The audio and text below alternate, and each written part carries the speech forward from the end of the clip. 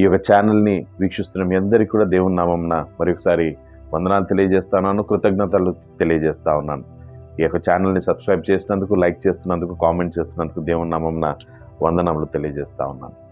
అయితే ఈ మన ఛానల్లో second coming of Jesus Christ, end times Bible prophecy, Christian living గురించి వర్తమానాలు అందించబడతాయి. మీరందరూ వీక్షిస్తున్నారని నమ్ముతా ఉన్నాను. ఈరోజు మనం చూసే అంశము ధర్మ విరోధము అనే అంశము, లాలెస్నెస్ అని అంటారు.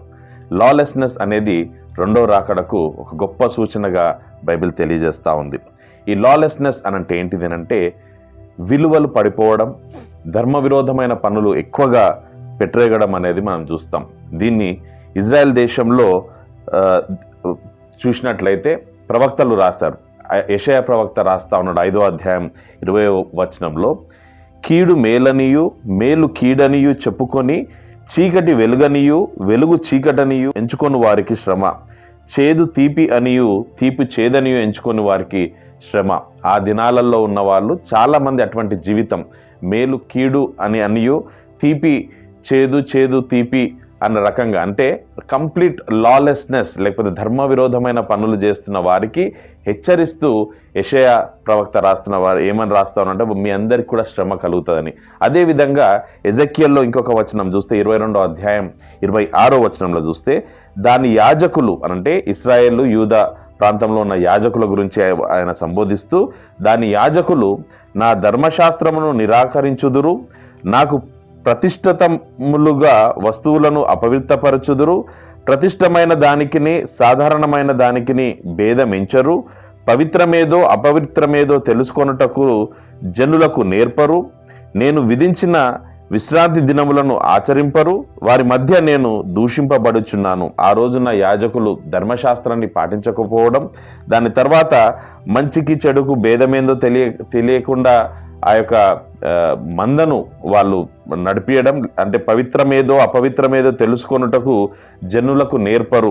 అయితే ఇటువంటి విషయాలు క్రైస్తవ జీవితంలో కొత్త ఏమీ కాదు. ఇజ్రాయెల్ యొక్క చరిత్ర చూసినప్పుడు ధర్మ విరోధమైన పనులు ఎన్నో జరిగినప్పుడు ఏం చేస్తూ ఉండే ధర్మ విరోధమైన పనులు అంటే, ఒకటి పాపమును పెట్టరేగిపోయేటట్టుగా చేస్తూ ఉండే, దాని తర్వాత పవిత్రమైనదంతా కూడా అపవిత్రముగా భావించే దినాలు, దాని తర్వాత స్లోగా ఏం జరుగుతుంది అంటే they will reject God's law, ధర్మశాస్త్రంలో లేకపోతే దేవుడు నియమించిన నియమాలు కానీ కట్టడాలను కానీ వాళ్ళు స్లోగా రిజెక్ట్ చేయడం స్టార్ట్ చేస్తారు, దాంట్లో మీద రెబల్ చేయడం స్టార్ట్ చేస్తారు.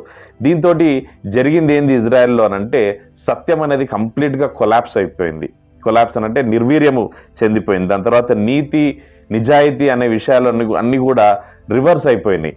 నీతి నిజాయితీ అని లేకుండా కంప్లీట్గా అన్యాయం అనేది పెట్టరేగిపోవడం, దాని తర్వాత విపరీతమైన వాయిలెన్స్ అని అంటే విపరీతమైన వాయిలెన్స్ ఇంక్రీజ్ కావడం, దాని తర్వాత ఇమ్మీడియట్గా జడ్జిమెంట్స్ కూడా కంప్లీట్గా డిక్లైన్డ్ జడ్జిమెంట్స్, అంటే క్వాలిటీ లేని జడ్జిమెంట్స్.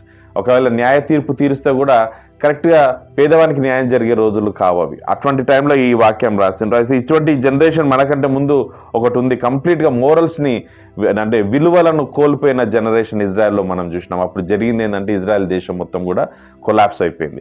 అటువంటి దినాలు ఈరోజు మన మధ్యలో మనం చూస్తూ ఉన్నాం.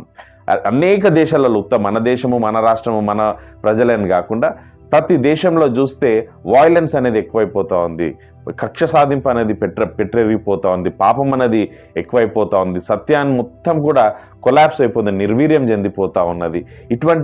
ఇవి జరుగుతున్నప్పుడు ధర్మ విరోధమైన పరిస్థితి వస్తుంది అనేసి తెలియజేశాడు. ఇదే విషయాన్ని మరి యేసుక్రీస్తు కూడా మరి మత్తయి సువార్త 24వ అధ్యాయం 12వ వచనంలో యేసుక్రీస్తు కూడా చెప్తా ఉన్నాడు. ఏంటిదనంటే, అక్కడ అక్రమము విస్తరించుట చేత అనేకుల ప్రేమ చల్లారును అనంటే, విపరీతమైన అక్రమం చెలరేగిపోతుంది. విపరీతమైన అక్రమము విస్తరించిపోయినప్పుడు జనరల్గా ఏం జరుగుతుందంటే, అక్కడ ఉన్న అంటే ఈ ప్రపంచంలో ఉన్న జనం మొత్తం కూడా దేవునికి అగైనెస్ట్గా రెబల్ చేసే దినాలు వస్తాయి. ధర్మ విరోధమైన పనులు వాళ్ళకి ఇష్టమవుతాయి.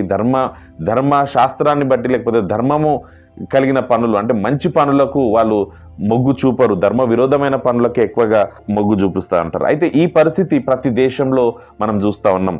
చాలా విపత్కరమైన పరిస్థితులు కనిపిస్తున్నాయి. కక్ష సాధింపు, కొట్లాటలు, లేకపోతే గొడవలు, అశాంతి, ఇది చాలా పెట్రోగిపోతూ ఉంది. ఎందుకనంటే ధర్మ విరోధమైన పనులు ప్రతి దేశంలో జరుగుతూ ఉన్నాయి. దాని తర్వాత చాలా బ్రేక్ డౌన్ ఆఫ్ ఫ్యామిలీస్ కానీ, మ్యారేజ్ కానీ, కమ్యూనిటీస్ కానీ, ఒక్కరికి కూడా శాంతి సమాధానం లేకుండా జరుగుతుంది ఈ లోకంలో అని అంటే దానికి అర్థమైంది అని అంటే ధర్మ విరోధమైన పనులు జరుగుతూ ఉన్నాయి. ఎప్పుడైతే ఈ పని జరుగుతూ ఉంటుందో ప్రేమ అనేది చల్లారిపోతూ ఉంటుంది.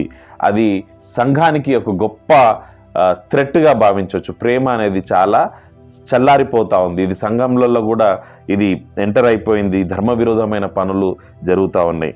దాని తర్వాత దీన్నే ఉద్దేశించి ధర్మ విరోధమైన పనులు ఏ విధంగా జరుగుతాయనే దాన్ని ఉద్దేశిస్తూ అపోస్తలుడైన పౌలు 2 తిమోతికి 3వ అధ్యాయం 1 నుంచి 5 వచనాలు మనం చదివినప్పుడు అక్కడ తిమోతికి స్పెసిఫిక్గా రాస్తాడు ఎటువంటి దినాలు వస్తాయి, ఎటువంటి మనుషులు వస్తారు అని రాస్తాడు. అవి చూసినప్పుడు మనం బ్రతుకుతున్న ఈ దినాలలో చూస్తే ఎగ్జాక్ట్లీ సేమ్ థింగ్. నేను చదువుతాను, వినండి. అంత్య దినములలో అపాయకరమైన కాలములు వచ్చునని తెలుసుకొనుము.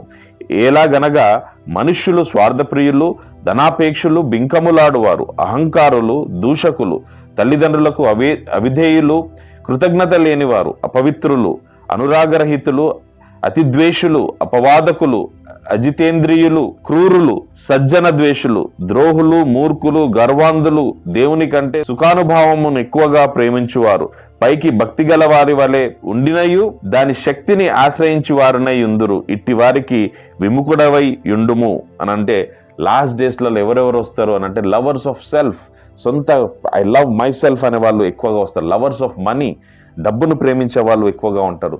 ప్రౌడ్, గర్వము, అరోగెంట్, పొకరు, దాని తర్వాత డిసొబీడియంట్, అవిధేయత, అన్హోలీ, అపవిత్రత, దాని తర్వాత హార్ట్లెస్, కఠినమైన హృదయం కలిగిన వాళ్ళు, దాని తర్వాత వితౌట్ సెల్ఫ్ కంట్రోల్, ఎలాంటి సెల్ఫ్ కంట్రోల్ ఉండదు. బాడీ మీద కానీ, థాట్స్ మీద కానీ, మాటల మీద కానీ సెల్ఫ్ కంట్రోల్ లేని వాళ్ళు ఈ లోకంలో వస్తారు. అటువంటి జనరేషన్ వచ్చినప్పుడు Timothy try to understand that you are in the end times అనేసి అపోస్తలుడైన పౌలు తిమోతికి చెప్తా ఉన్నాడు.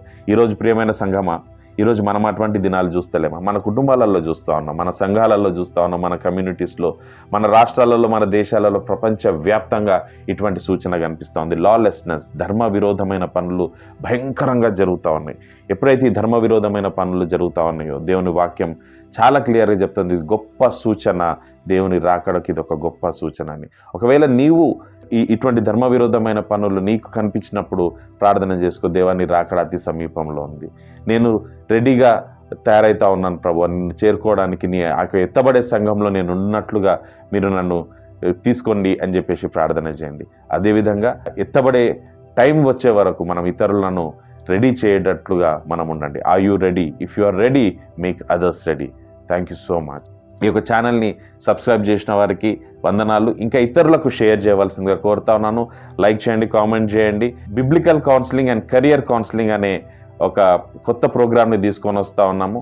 దయచేసి ఆ యొక్క ప్రోగ్రామ్ని మీరు ప్రార్థనలో జ్ఞాపకం చేసుకోవాల్సిందిగా కోరుతూ మరొకసారి దేవుని నామమున వందనాలు తెలియజేస్తా ఉన్నాను. Thank you.